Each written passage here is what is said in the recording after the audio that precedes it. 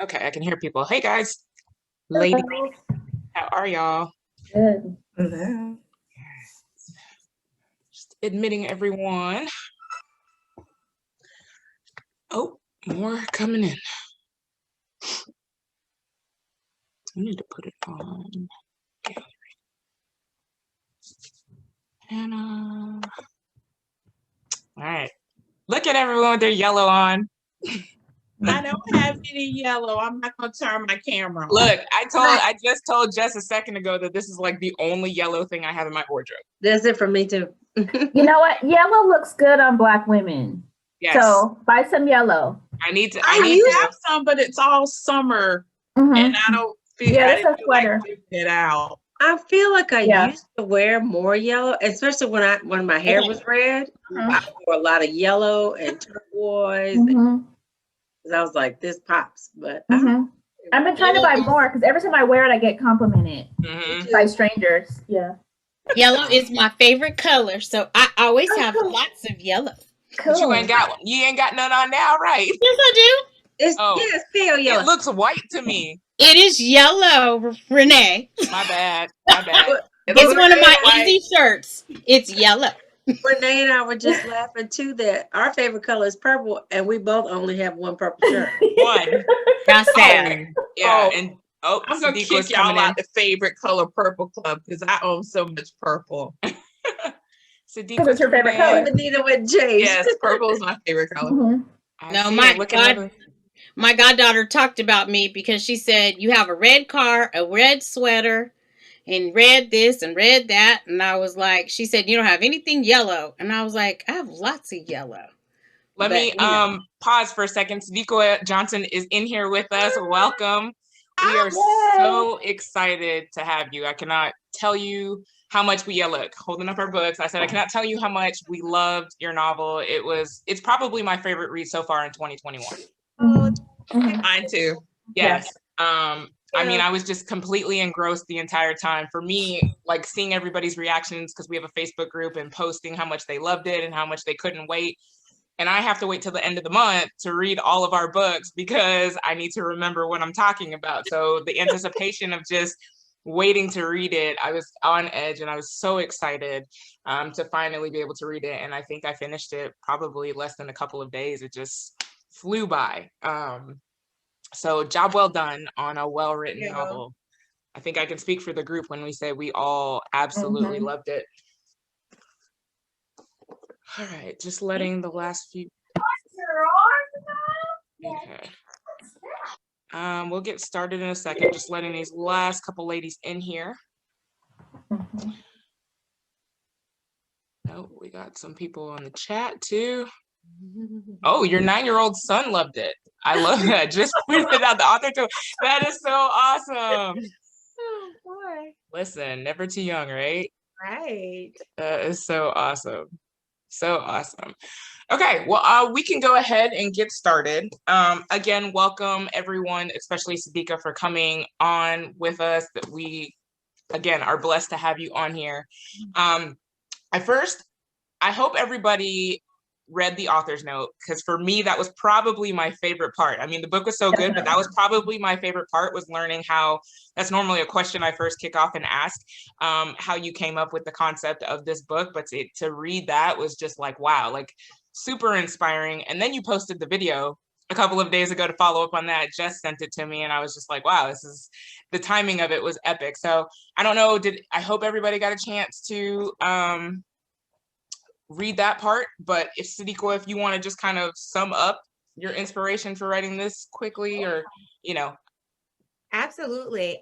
First, Renee, I just have to say that I love all of your Instagram. Oh, thank you. Oh my gosh, like all your videos with the pointing and everything. Like if I see you, I stop to see what you're doing, because you are so entertaining and you do it so well. So I just thank you. Yeah, you're doing that means a lot. You're doing a great job. Thank you very much. That means a lot. Yeah, you really are. But thank you all, beautiful women, for coming tonight. I know that you could be anywhere on a Wednesday night, so it is just an honor and a blessing to be here with you. So thank you for the invitation. Thank you for reading Yellow Wife and supporting my fourth novel.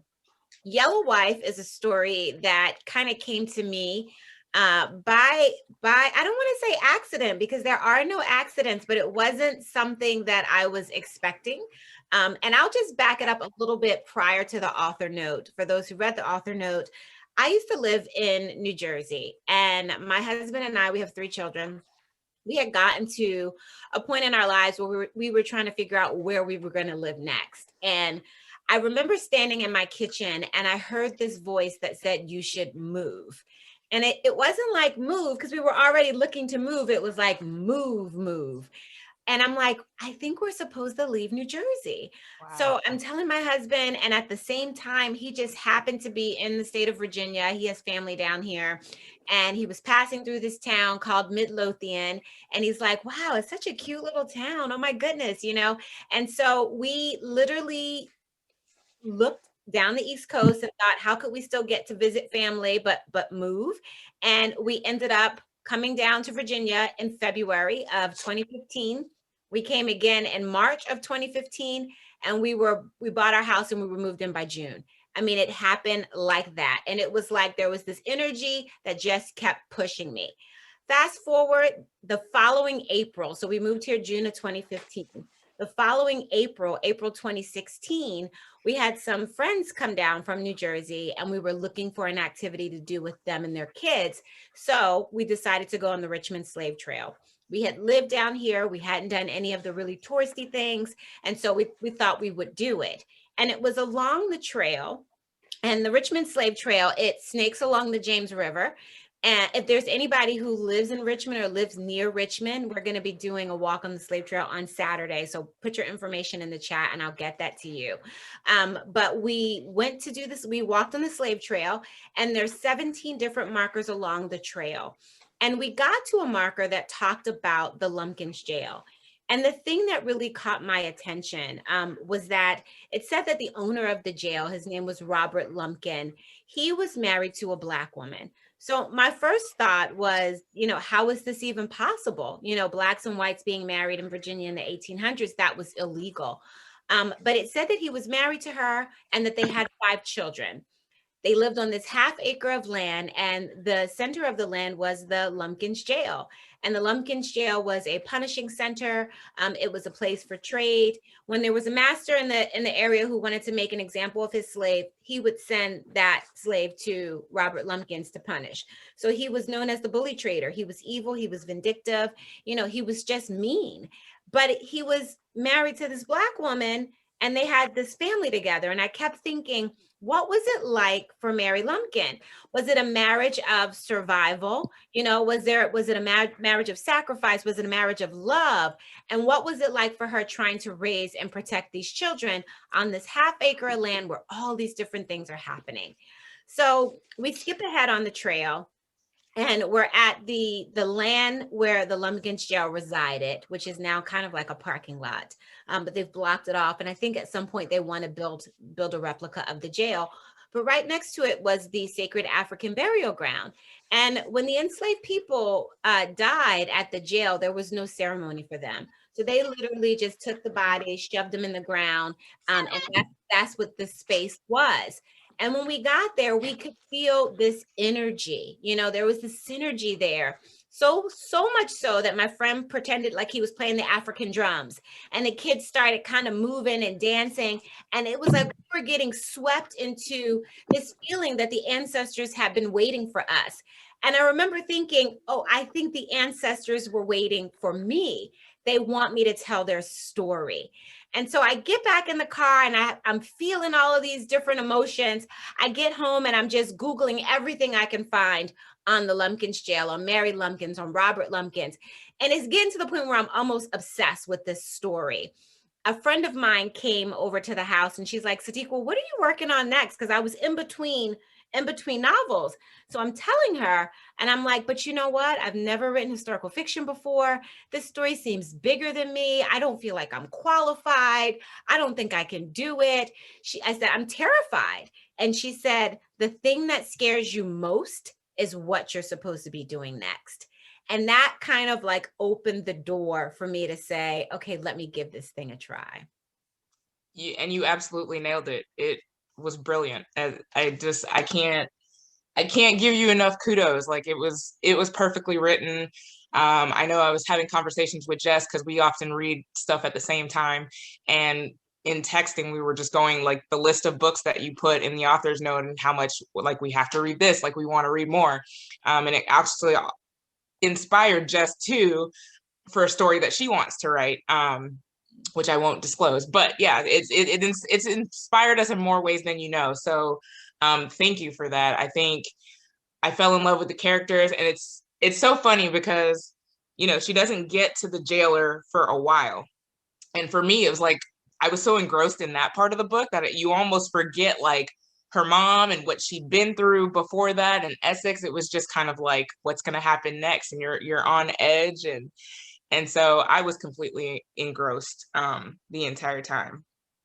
So I also wanted to just kind of go back.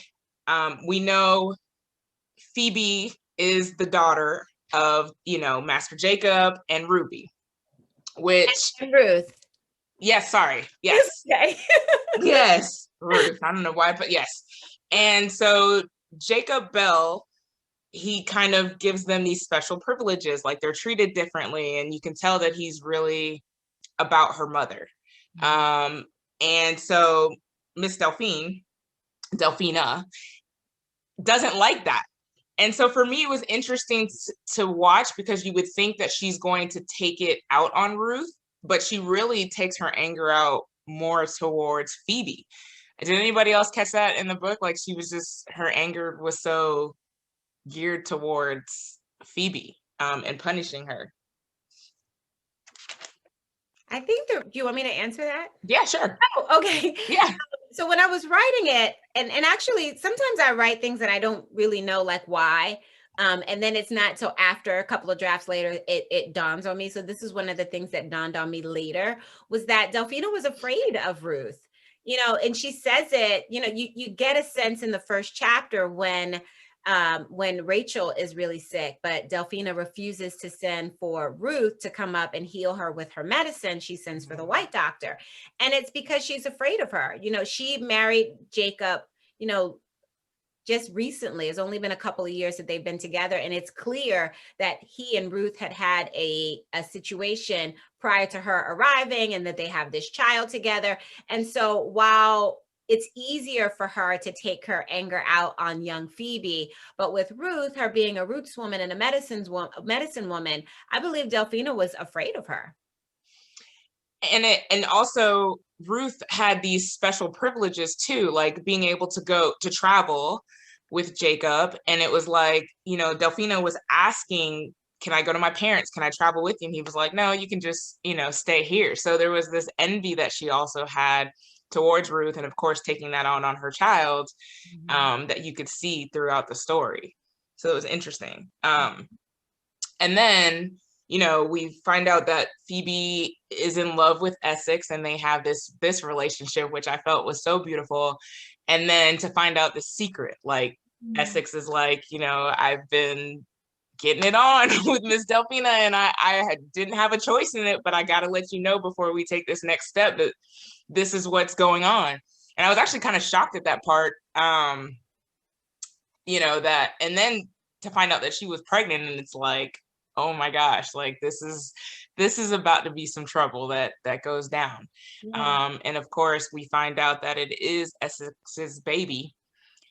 And then, you know, she's just upset, but it's like, what did you think was going to happen if you know, we're sleeping with this slave? Like there's a chance that is going to happen. And so, you know, she's all in a state of depression over it, and ends up murdering the baby, and then just hands it to Phoebe, like, here, take care of this. And it's Phoebe's in the, yeah, go ahead. That part of the book was really important to me. When I was doing my research, I noticed that there were whispers of white women being with Black men, being with their slaves, but there were no fully developed stories. You know, like you get the Sally Hemings, you know, and the Thomas Jefferson story. You get the, you know, you get a well-rounded picture of what their relationship was. Not all of it, but you get something, but you don't get that on the other end. And so it was important for me to bring that to life, that there were white women who were sleeping with their Black slaves and things did happen. So I really wanted to keep that part in the book. And that was always there kind of from the beginning. What to do with the baby kind of came later because I wasn't quite sure what was going to happen with the baby. And the Essex and Phoebe, I love writing about love. In all 4 of my novels, you know, the strong thread that goes through all of my books is that there's always going to be a love story. You know, it may not be like a romance novel, but you're going to get that feeling of love in all of my books. It's funny too to see the wives of these slave owners. And Anna can attest to this because she put me on a book called They Were Her Property. I don't know if any of you guys have read that book, but that was the first, I guess, eye-opening experience for me as to the power that white women really had back then, because you kind of see them written as, you know, being behind the scenes and the master's really the one that's controlling things. But reading that book, like, it just opened my eyes to the power that white women really had in a lot of the things that they did that we just really didn't know about. So that's another one to add to your list if you all are interested. It's a really good book that opened my eyes because that was the first time I'd ever heard of such things, and I was just like, wow. So so then we get to so Essex has to go on the run. Poor Phoebe, she's like in the middle of like losing her love and then her mother and her father technically, you know, and then in finding out that Essex is gone, Delphina wants to seek revenge. So the best way to do that is to sell her. And that part just, oh, I felt so bad. Go ahead, Benita. I did have a question though, because I'm not sure if it was ever told in the book. Did Phoebe know that that was her father? Yes. It was kind of unclear, like whether she knew or not. It was kind of like I wasn't sure. Yeah, she did know, but it was one of those things. It was almost like not disclosing the fact that she knew how to read. It wasn't something that she bragged about. It was not something that, you know, she talked about. It was kind of, she knew, her mother knew, they all knew, but it wasn't something that they discussed on a regular basis. It's not like she called him, you know, daddy or anything. You know, they didn't throw it in Delphina's face, but yeah, she did know. Good question. So yeah, so she's about to be sold, and she's still, I mean, for her, she's always kind of, as a slave, had a little more privilege than everybody else. So this whole new world of being sold and being told what to do, and even on the auction block, she's like, I'm not taking my clothes off. Like, are you crazy? Like, I'm just not doing that. And, you know, not having ever received whippings and things like that, she just didn't know what she was really up against. And then one of my favorite scenes, I would say. That was the two, just in the section where you are, I would say my favorite scenes is when I see Phoebe stand up for herself, because a lot of things, as I'm writing the book, I write in a way where it's almost like a coloring page. So I sketch it. I have ideas. I know where certain plot points happen in the story, but I don't know every single detail. So when she stood up to Delphina, you know, and she said, you're not going to put your hands on me again. And she grabs her hand. Like, that was even a shock for me. You know, when she cursed her before she got into the wagon, I was like, oh my gosh, Phoebe, you know. And the scene when she gets on the auction block and refuses to take her clothes off, I actually read a scene like that in one of the historical books that I was reading, and I thought, oh my gosh, this is totally Phoebe. So I recreated that scene and put it for Phoebe in the auction. I love that. The scene where she's being taken away in and cursing her in the wagon, it was like the color purple all over for me again, like Celi's like, yes. like, I'm coming for you kind of thing. I love that. And then we get introduced to the jailer. Like, we think, oh, the worst is about to happen to Phoebe. And then the jailer just comes in like this hero almost, you know, that saves her from being embarrassed and from whippings and things like that. So, and you could see the power that he has, because everybody was just kind of like, whatever he says goes. Like, it's not like we're going to punish her and then you can take her. It was just kind of like, all right, well, hands off and you can take her with you. So I kind of, even though like he's a bad person and has bad tendencies in the way that he's running, you know, the Devil's Acre and things like that, it's like I kind of had a soft spot for him from that moment, just for saving her from this. And I almost like wonder what about her made him do that, you know, because and something that I was reading, it's like surely he's had plenty of slaves and people come and go that he didn't necessarily move into the house and things like that. So it was like something about Phoebe was special to him, where she just was put above. What? Discussing that book specifically? Yeah, she had a little extra sparkle. There was some sort of attraction when he saw her when she passed through. I think he was also slightly attracted to her defiance, you know? Who gets up as a slave woman on an auction block and refused to take her clothes off? So I think he was attracted to that spunk in her and thought, oh, this is a woman who I need to have by my side. Which is funny because later in the book, it's what he gets upset at her for. It's like, this is what attracted you to her. But then when it starts working against you, it's like, now you want to put your foot down. Well, and I try to thought control about that. it too, because she still had on her red calico dress, right? So I was thinking, he was thinking, I don't have to clean her up. She is already, you know, this presentable, who can run this place, who can be the mistress of the jail without having to take much training, or there was a presence about her. That was how, I mean, you could say no, that was one of the questions, but that was how I took it. Was although like, oh, she's ready-made. She'd kind of been through the trenches though before coming to him, because remember that she's talking about the bug bites and sleeping outside and all of these things, and her dress getting ruined. Like, it was her mother's dress and it was ruined because of the conditions that, you know, they traveled in. So but I'm sure go ahead. I also looked at how he saw his friends with their mulatto women, and so when he saw Phoebe, it's like, this is mine. And even though the dress was tattered a bit, I imagined it made her stand out from everyone else. And even though she has bug bites, this mulatto female, you can still see the beauty. And then when she spoke, I'm sure she was articulate. So he saw all of that and was like, that's my mistress. Surely. And the way she carried herself, even from the beginning, you know, that's why Miss Delphina probably had a problem with her, is the way she carried herself. And even after going through all of that on the chopping block, you know, she's still like, I'm not doing this. Like, I don't care how I look, who I am, what you think. Like, this is it. Like, I'm not bowing down to you guys. So yeah, he was probably much attracted to that.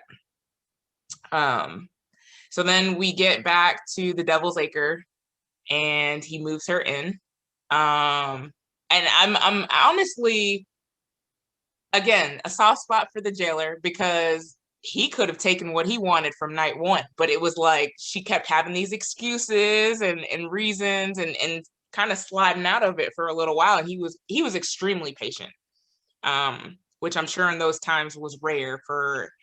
It was. And I'll tell you, for me as a writer, what I was thinking during those times was that if he was planning to have a full life with her, you know, when I think about men of that time, I thought that, you know, you can just take what you want and keep things moving. But at the same time, I think they also wanted to be wanted.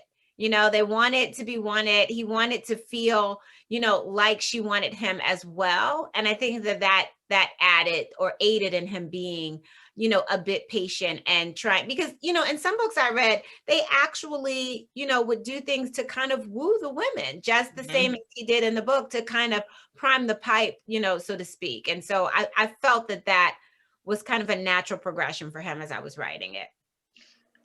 Yeah, something I had just thought about then, and it went away because I read Keela's comment. What was I going to say? You said that he waited. Never mind. It's gone. It'll come back. It'll come back to you. I'm sorry, Jess, but it's okay, Keela. I just thought he was grooming her. Like he was like, okay, if I want this to last, then it was like he's a sociopath. He's just, yeah. I never had any sympathy, empathy, or anything for him. Look, me on the other hand, I'm like, he's like, oh, that's so sweet. Yeah, it's the Pisces in me. Hey, I'm a Pisces too, but I draw the line at slave owners. But I was just stating that it's almost like the fact that he waited is how he was able to go about gaining her trust and gaining almost respect for him by him being patient and not taking anything from her. And then I reflected back on what her mom used to remind her of, know who you are and that you're not a slave, and that she was kind of living in this conflicted place of, well, when I was a slave here, life is like this, but now that I'm here, he doesn't want to just throw her into what it looks like, it seemed like immediately, but she began to clearly start seeing things and questioning what her mother said to her early on in the beginning chapters. Definitely. Yeah, he was, I know it's hard because I really liked him in the beginning. I just felt like he treated her as nice as a slave could be treated, you know? So for me, it kind of gave me some hope that she might have a better life. I know that she had one path and one vision of where she thought her life was going, and she'd escape, you know, to be with Essex. But for me, it was like, okay, well, if that's not going to happen, I guess this is the next best thing. I remember my comment now was that somebody said that he wanted to feel wanted, and there was something in there about, she said, why doesn't he have a white wife? And they were like, well, because he's the bottom of the bottom to white people. He's disrespectful. He's a slave trader. And so it was I need to, because no one else is going to want me. I've got to make her want me. That was what I wanted to say. Good comment, Jess. Thank you. So then we figure out after Phoebe gets there that she's pregnant, and it's with Essex's baby.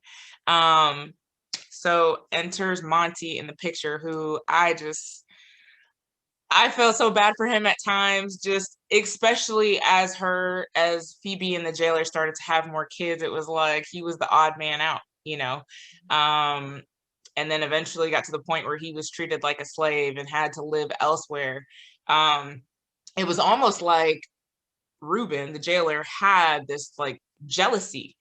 He was jealous of Monty and his relationship. It's like he didn't want anybody getting in between his relationship with him and Phoebe or what wasn't his. So there was always something there. And poor Monty, just bless his heart, being mistreated. So then she goes on to have 3 more daughters who are all very interesting to me, especially towards the end of the novel when we find out what happens to them and them moving away, except for Birdie. Birdie was my favorite because she's sticking by mama. She's like, you know what? My sisters can do what they want. I'm staying with mom. I'm staying true to my roots. I'm not going anywhere to pass for white, to live this lie of a life. So it was very interesting. I know I'm kind of skipping forward, but the daughters part was extremely fascinating to me, and how they all took different paths. And for me, like I felt like Phoebe was just constantly sacrificing throughout the book for other people, for her loved ones. So I think that was a part of me that loved Phoebe. What I loved about Phoebe the most is that she was constantly sacrificing, especially for her children, like you know, for them to live a better life. Anybody else have any comments on that? 4 girls, sorry. I had wanted to say, when I thought about the jailer, especially when it came to his treatment with Monty and the daughters, you know, back then it was all about erasing any of the black skin, right? Any of the melanin. So Phoebe was already mulatto. She was already like high yellow. With him having daughters with her, the melanin is decreasing, right? Because he's full blown white. And so it gave the the girls, the daughters, the opportunity to be able to pass as white. I'm pretty sure it wasn't hard at all, because she mentions in the book that she had an encounter with, I can't remember if it's Karina or who it was, but the lady said, so what are you? And she asked her. She was confused. She really didn't know what Phoebe was. And you know, so when I'm picturing the daughters, I'm like, them daughters are probably white. Like they probably have very little trace of any melanin in them. And that would help them to afford a better life. But I did appreciate Birdie being the youngest one and saying like, yeah, no, I'm not doing that. Right. I believe it was the lady, the jailer took her to the plantation. This was after he kind of left Monty. I think it was Polly. Yes. And she was just kind of sitting there looking at her, and she's like, I know she wants to ask the question, but I'm not giving her any information, you know. So she still held her grounds with that one. And it was interesting because, you know, you felt like Polly was so sweet at first, and then she kind of just like flipped a switch and was like, well, I don't want, you know, Black people staying in my house and in my bed. And she just had big problems with it. Like it was where it seemed like the men were more accepting of the jailer's relationship. Like I don't think most of the women actually, except for her, didn't seem to have a problem. Like, I mean, I guess because they were in the same situation, but it seemed like everybody got along or was okay with the situation. I did appreciate Karina too. She was one of my favorite characters, like kind of just someone who understood what she was going through, and someone who also was like Phoebe, who just had this energy about her. And when she walks into a room, it's like everybody can just feel her presence and be in awe of her. Yeah. I didn't like the way that she told her, you need to get your help in line. Like, okay, I know you have this status and all, but look what you just did. But yeah, she told her to get her help in line when Elsie kind of gave attitude. And right, because she had become friends with them, and it was kind of like, you know, she could see it, like there's this lack of respect. Can I ask a question about, or just make a comment that I was so frustrated with Phoebe because I felt like she was so trusting of the wrong people. And I'm like, would you stop trusting everybody? You know, with the seamstress, when she went and told what she was trying to do, I was so mad. But I'm like, okay, just slow your roll. You're doing too much. I know you want to get up out of there, but you know, you're trusting too many people.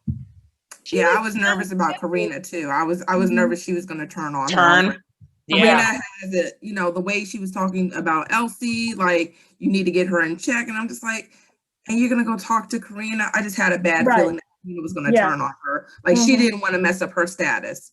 So she was going to tell. I'm glad we were wrong. But if you recall in the book when she was saying you need to get your help in line and you to fire her, the other woman was like, but that's only because you want to hire her. So I don't think it was, you know, she was just, she wanted Elsie. Yeah, because she know that good cooking was good. Okay. At least that's how are we right, Sadeqa? Are we right? She want Elsie? Well, Karina Hinton was a real character. And when I was researching women, because there was not a lot of information on Mary Lumpkins when I was doing the research, I was only able to find like little snippets about her, but there was whole paragraphs about Karina Hinton. And I thought, oh, if I had discovered her story first, I wonder whose book it would be. So that's why she played such an important role in Phoebe's life, and I made her a little bit older. I think Karina was more to what Deshawn was saying. She really was trying to teach her how to be the mistress of the jail, like what you had to do, because Phoebe was so young. You guys have to remember, she turned 18 at the jail, right? Yeah. She was very young and very impressionable. And I think during those times, and even if you ever read books by African writers, that when they have maids in the house, the mistress of the house is always a little bit more, mean to the help, or a little bit more chastising to the help. They treat them almost like that they're their children, sort of thing. And that is the way they used to kind of keep the help in line. And I think that's what Karina was trying to say. Like, in order for you to be mistress of this plantation and run it the way you need to keep your help in line. And if you're not going to keep her in line, give her to me because I like the way she cooks. And something else I also thought as I read through it, I thought Phoebe had a lot more control than she realized she had.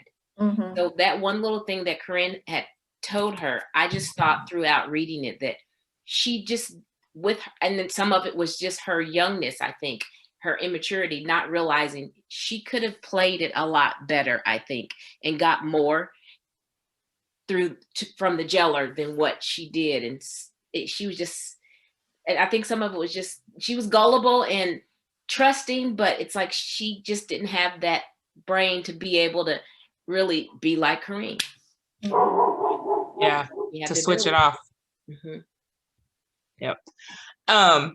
So then for me, one of the most exciting parts of the book is Essex gets captured, unfortunately, but of all places to be sent, he's sent, to the Devil's Half Acre, to where Phoebe is, the love of his life. And so that part of it for me, so much was going on.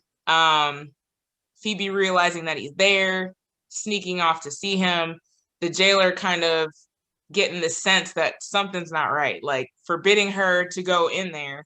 And even she still defied him even after that. Like, she was told not to go there, and she still found ways to help Essex and help him recover. Drugged him. Yeah. Right. Every night, putting stuff in his drink, and he'd pass out every night, but had people on guard watching her. So much. Like, she risked so much for the people that she loved, be it her children, Essex, whomever. Like, she was a real one. Like, I felt like she was just constantly sacrificing for her loved ones. And I love that about her. But that was probably one of my favorite parts was, oh my gosh, Essex is back. He's finally going to know that he has a son. Like, all of this stuff that has happened. Yeah, it was interesting. Really quick, and it's just coincidental. And I'm reading the book. I said I need to call. There's the older lady that I know who is 99, and her husband's name was Henry Essex. And I said, I need to call her this week. The whole time I was reading Essex Henry, all I could think of was Mr. Essex, Henry Essex. Wow, this is just, it's just a weird common name. That Essex is not a common name anyway, but right. For you to have, it touched me. You're the second person to say in a book club to say that they knew someone who was named Essex. The last book club I was in, her brother name was Essex, and she thought, really? Oh gosh, this is really weird and freaky. Yeah. That was so freaky, that the reverse, and they were such a cute couple. He died a few years ago, but they were such a cute couple. Like I said, she's 99 and gets on Zoom and has Facebook page and everything. So I said, I need to call her this week. Oh, that's Renee, so sweet. I'm thinking when you said, like, out of all places he gets sent to the Devil's Acre, if you think about it, when she first overheard that he was coming, they was talking about, you hear about that nigga, that mover and shaker. He was a mover and shaker. He was causing all this trouble, in their words, up north, right? So he had to be sent to that one place that could punish him. And it just so happened to be the place that she was at. And it really, like he said, he wouldn't take any of it back because it led him to her. Right. Him moving and shaking and doing all that and having to be punished, it led him right back to her. So I thought that was interesting that, he ran away, and although he was captured, it seemed like he was doing good work and, causing a lot of trouble, good trouble, while he was gone. And for me, Phoebe, we get to see how brilliant she is and how she puts thoughts into Reuben the jailer's mind, like, hey, you can probably sell him, this is coming up, like, let's nurse him back to health so you can make some good money on it, knowing in her mind she has a whole nother plan that she's trying to nurse him back to health so that he can escape with her son. I just felt like she was just brilliant. Like, she just came up with stuff and found ways to make stuff happen. And she's a typical, like, this is what we as Black women do. we make stuff happen, and that's just it. You could really see that in this character, and I absolutely love that about her. Came up with. Does she have some guilt? Do you guys think Phoebe had some guilt about Essex's situation, because it was her idea that he run away? So remember, he went trying to find her in Massachusetts. So, but I think the only other option, if had he stayed, was death, because this baby's coming out and it's half his. Like, what's gonna happen when they find out?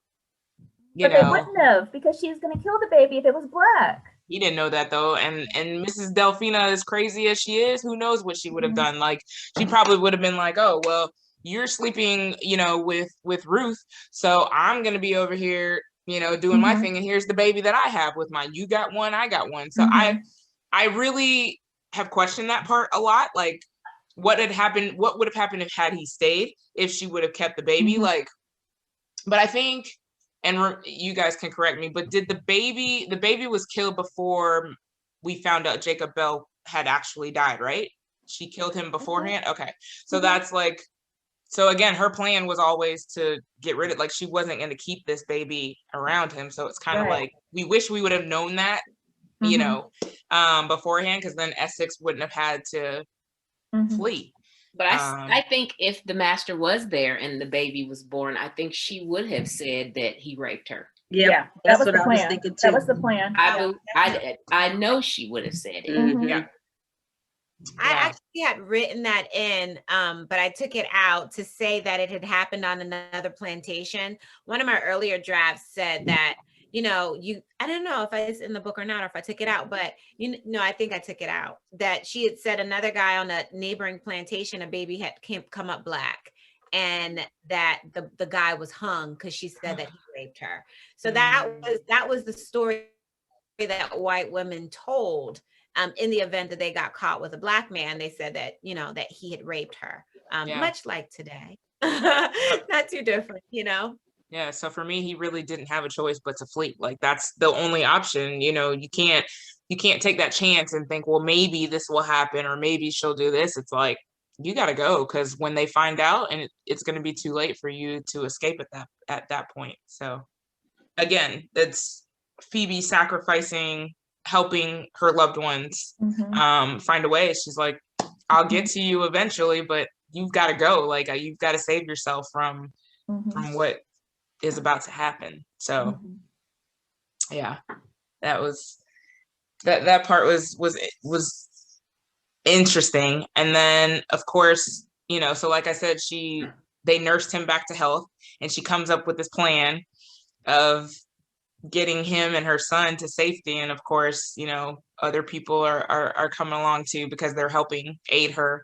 in this escape plan.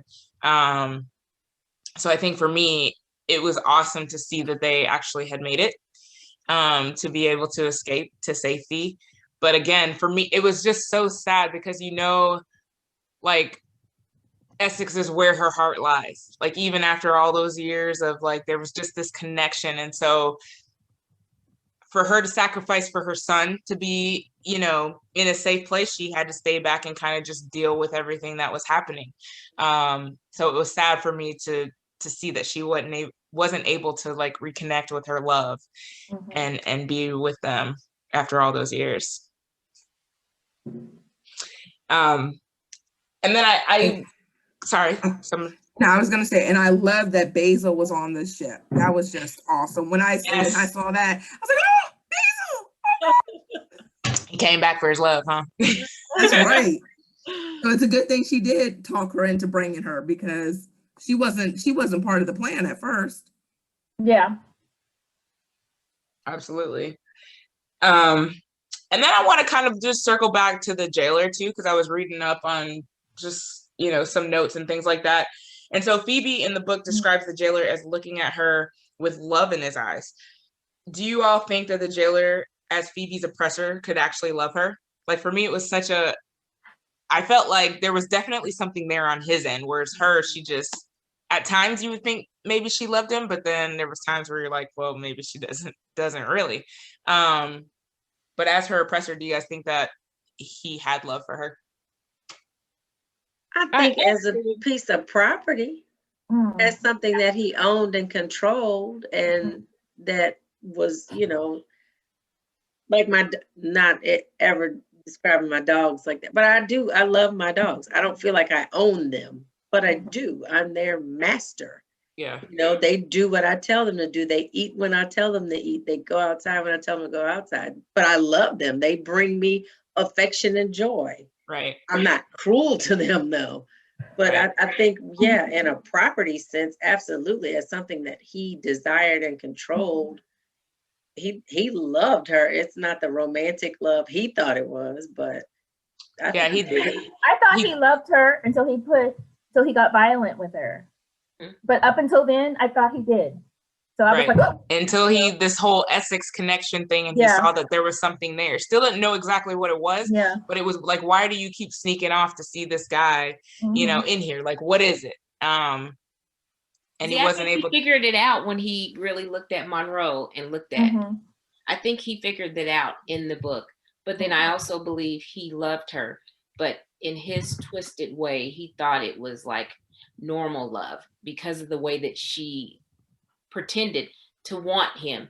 And so it kind of goes back to before how the regular white men would not give their daughters to him because of his type of work. So then he gets this beautiful female that, okay, yeah, she has a little black in her, but it's enough to where he feels like this is a white woman. And when she gave herself to him and the different things that she knew she didn't like, but knew it would work for him. And then when the children came, I think he really did love her, but then he also had that side of the power that he longed for.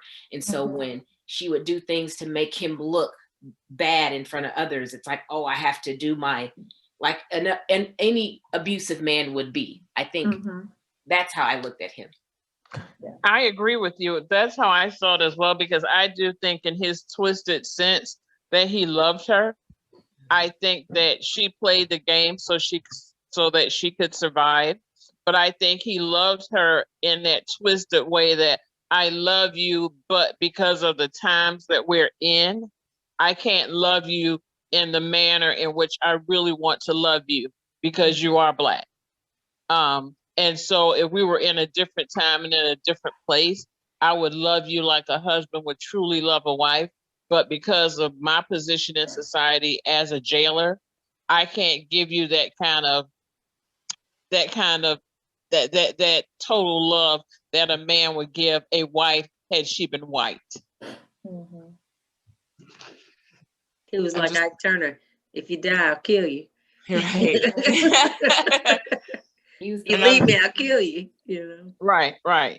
Yeah, and it was kind of that abusive love. I mean, when we, like right now, we see men who abuse their wives and they say, but I love her. And she believed, I mean, I don't think Phoebe ever believed that she loved him, but I think you have that abusive type relationship where there is power to the spouse that is providing. And I think because he thought he provided for her and he gave her a better life than she would have had she lived on a plantation, in his twisted mind, he thought that was love, when it really was not. He was still her master. And I think there were times, especially when Essex came back into the situation, he had to exert that dominance over her to let her know that you're my, she couldn't be his wife because she was Black and it was illegal. But he had to exert that dominance to let her know that although you've had my children, and I love them because, of course, we, based on the descriptions in the book, they were white-looking children. You've given me these white children, so I love you for giving me these children. But if you defy me, then I'm going to exert my control as your master. And I think some of that just came from the jealousy when he realized how she felt for Essex. That's why he said, do you love him? And she lied and said no, but he knew. He was jealous. It's the power and the jealousy. I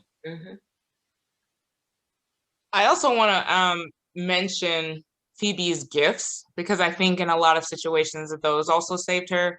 I know she was handed down a lot of the healing powers and recipes from her mom. So that was something that came in handy a lot of times. Her piano playing, how many times did that save her in situations, even from sleeping with Ruben those first, few weeks or days or whatever it was when she first got there. It was like, let me play you a song. And she knew the way to kind of calm him, was to use the piano. So there was even just being able to read and write and teaching her children, Monroe, teaching, the servants how to, she was just so smart about how she did things. Like the tutor's coming over and she wanted, I can't even think of her name, to stay in the room and said, you know, don't act like you're listening, but yes, but pay attention to, you know, what she's teaching so that you can, you know, Phoebe for me was just, she's always thinking. She's always one step ahead of everybody and always looking out for everybody. And I absolutely love that about her.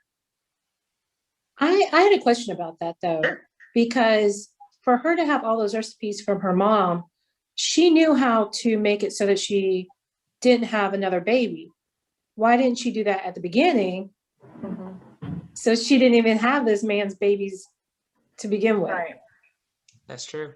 Yeah, that's a good question. I just thought that for her, having the baby was her security. And I think that she knew that the only way he was going to show any ounce of humanity towards her, she was going to have to give him a child.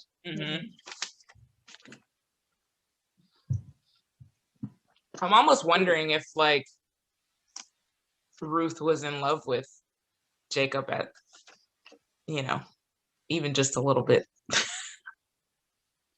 With no, Phoebe. Why did Phoebe? No, but I'm talking about I'm talking about her mom though in that relationship. Like we knew that they were sleeping together and things like that, but like it was apparent to me that they had this special bond. To be able to go on the road with somebody for months at a time, like there had to have been something. Yeah, I think so. I agree with because you. Because of the way she treated Phoebe, the way he treated Phoebe was because of his love for her. Right. Yeah. Right. So yeah, I do think he truly loved her mother. Because I think, and that's why I think that the mistress, what was her name? Daphne? What was her name? Delphina. And I think that's why she was so jealous of Ruth, because I really think he loved Ruth more than he loved her.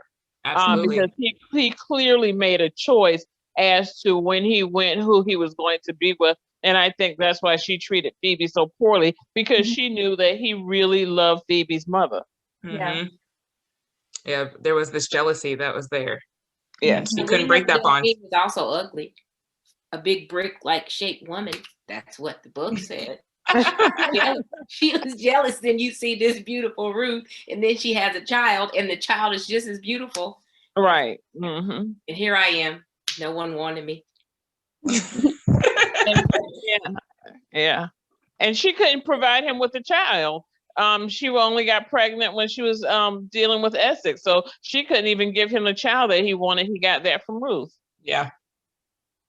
Yeah, I wanted to show the family bond between Ruth and Jacob and Phoebe in the beginning when he comes to the loom house and they sit down and they have dinner, and there's this familiar way where she gets the bowls and they sit together and their elbows touch and all of that. And so I wanted to kind of paint this picture that they had been a family prior to Delphina coming on the plantation. And so there was this bond that she couldn't break. And that was one of the things that really frustrated her as the mission of the plantation.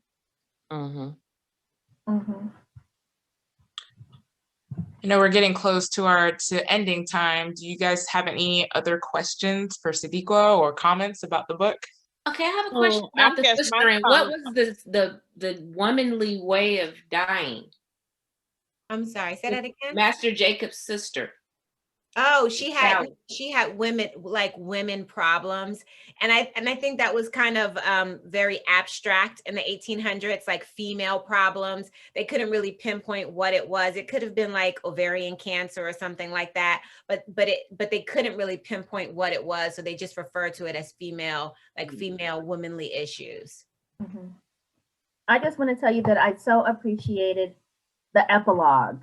So many times you read books like historical fiction books and you don't ever know what happened to the people. Like, what happened? How did they end up? Right. And the way it just tied it up like with a nice little bow. The letters. Yes, the letters. That was so touching to see. Thank you so much for that. That was awesome. That was like my favorite part.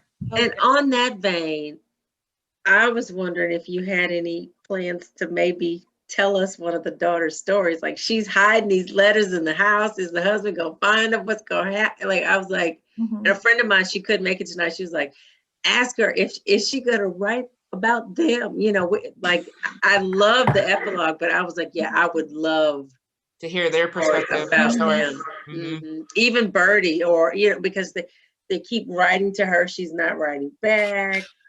I would. You could do all of them. Just playing it out there. Okay.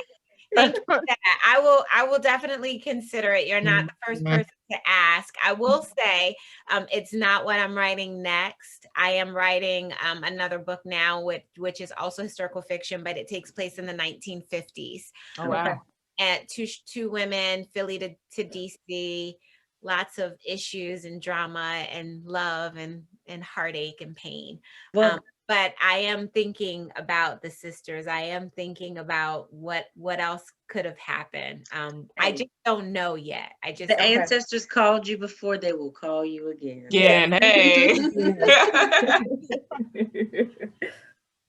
I'm gonna call you. I thoroughly enjoyed the book, and because I really want to know if at some point in the future the sisters get together. We see the two are passing up north, and then we see the other sister who remains to help Black children.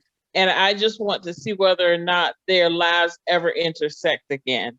So so that is my question. And when I put the book down, because of course I started reading it and I couldn't stop. My house was a mess the entire weekend because I was in my room, in my bed, literally unable to put the book down. So I just want to see whether or not the sisters' lives ever intersect at any point in the future. Hey, Diane, duly noted. Or or it could go the other way. I know for another book club I read Vanishing Act. Yeah. I don't know if you guys read that. We did as a book club read actually. Ignored her other sister. And I mean, it could go that way because, as she was saying, like her mother was telling her to destroy the letters because she didn't want her new husband to know that she was Black.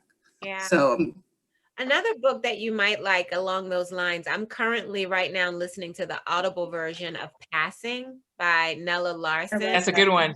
Yeah. Yes. So it's interesting. There's so many different levels to Passing, you know. So I'm maybe halfway through that book now, but I'm really enjoying it as well. What is the name of that movie? This is like my mom's favorite Imitation movie. of Life. Thank you. Like that welcome. movie right there. Oh man. It makes me want to watch it again. I just wanted to add, I'm the one that said my 9-year-old son was listening to the book and he really enjoyed it. And he did share it with his 3rd grade class and his teacher. And he was telling her, you know, it's a historical fiction. And she said, well, what's your favorite part of the book? He said, I really appreciated how Phoebe never got whipped. Like she was a slave, but she never seemed to get whipped for anything. So I just wanted you to know that you have a young reader out there who that was his favorite part, that Phoebe was able to escape the whipping. Me too. Okay, that brings me to this question. In the epilogue, you talk in one of the letters, I think her daughter's like, I just remember you being sick or not feeling well for 2 weeks. So was she just sad or did she finally get whipped? Yeah. Because he had to know that she helped them escape. I left it open because when I got to the end of the book, literally that was all I can handle. Like I couldn't handle out one thing. So I left it open. I just planted that little seed that something happened, but the what of it, I'm not sure. Okay. We appreciate that because those whipping scenes, I listened to some of the book and I had to stop listening because that threat, I was like, I can't do this. I counted them. I so was like, vivid. Oh my gosh. When Essex was being beaten, I was like, make it stop. Make it stop. I closed my eyes and I was like, girl, you can't breathe with your eyes closed. But like I closed my eyes. Like, oh like gosh, a monster. Yeah. The whipping of the woman until she gave birth, that was man. And that was actually true. So those two scenes actually happened. In my research, there was one of the historical books that I had read, or maybe it was one of the slave narratives. I can't remember right off the top of my head, but there was a scene that said that had happened to a woman. I added because she was teaching the slaves how to read. So that was the fiction of it, but that actual whipping till the woman miscarried was true. And Essex's scene where he was whipped with the red pepper bath, that scene I took from 50 Years a Slave by Charles Ball. And he talks about witnessing a beating to that magnitude. And I thought, oh, well, if they bring Essex back, it has to be something really dramatic. It can't just be, a regular one, something like that. And so I was able to take some of those scenes and really fictionalize them for the book. And it was important for me to do that because, as I'm writing the story, I was trying to honor as many ancestors as possible. And these things happen. It was important for me as the writer not to turn away from it, to actually sit here and face it and feel it and write about it. Because, if they could endure it, I surely as a writer could write about it. And I thought that it was just a way of bringing voices to people who did not have voices, stories to people who no one knew their stories. And so that's why those scenes are a bit graphic, but that was why, because they happen.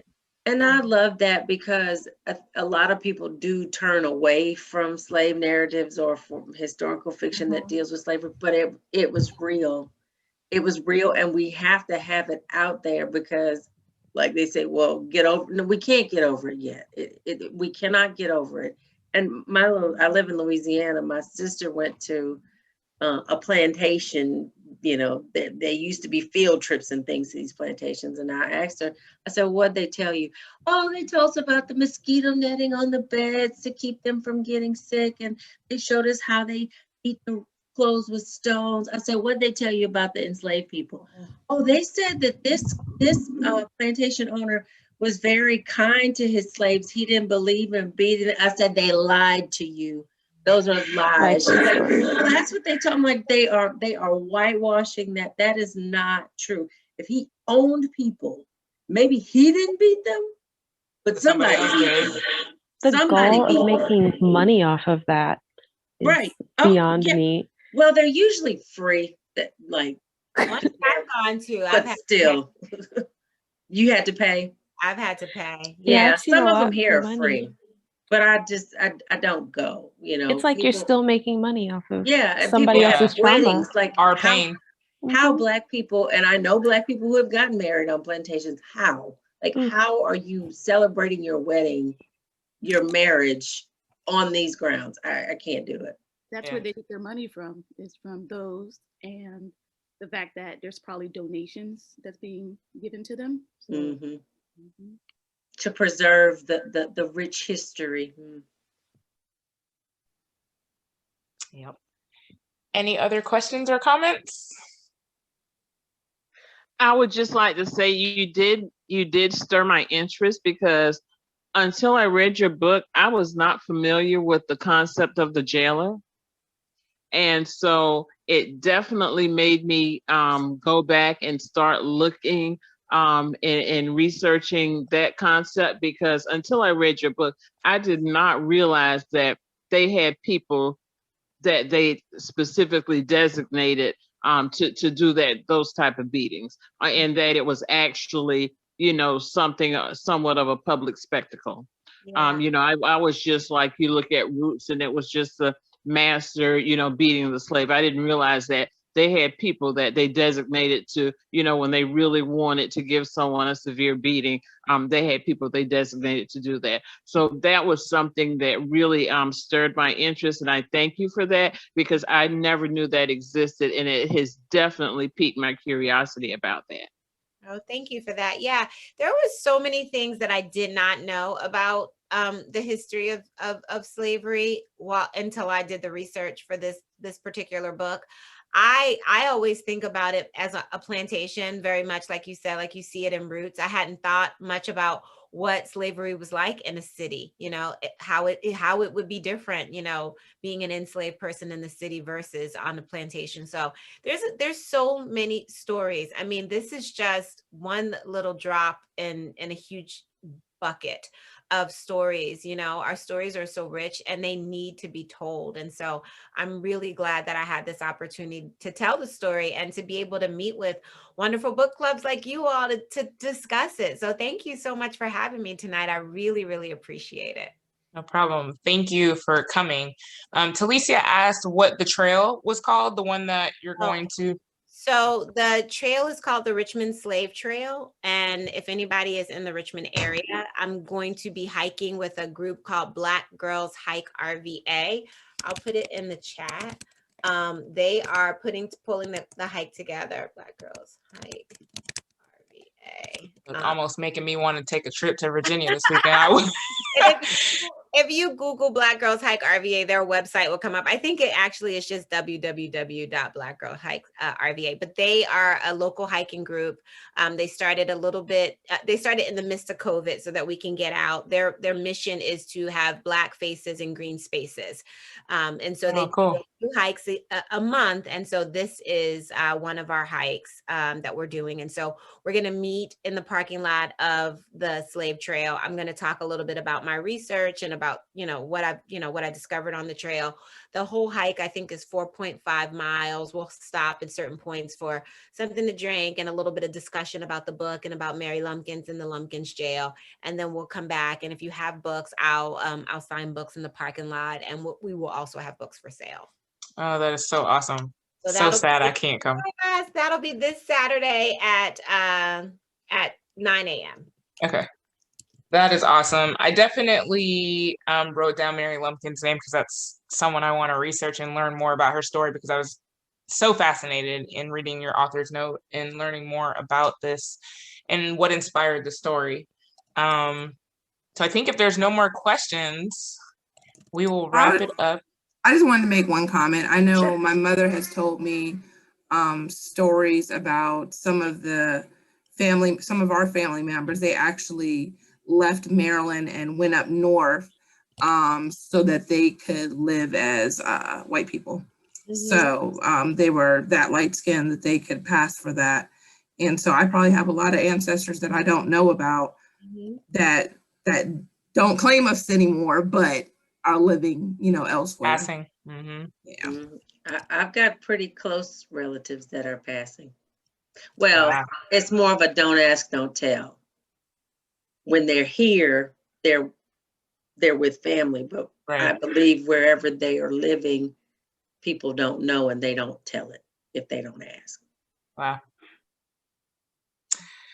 Well, thank you, ladies, for being here, and especially Sadeqa, thank you so much for being with us. This was an amazing discussion for an amazing book.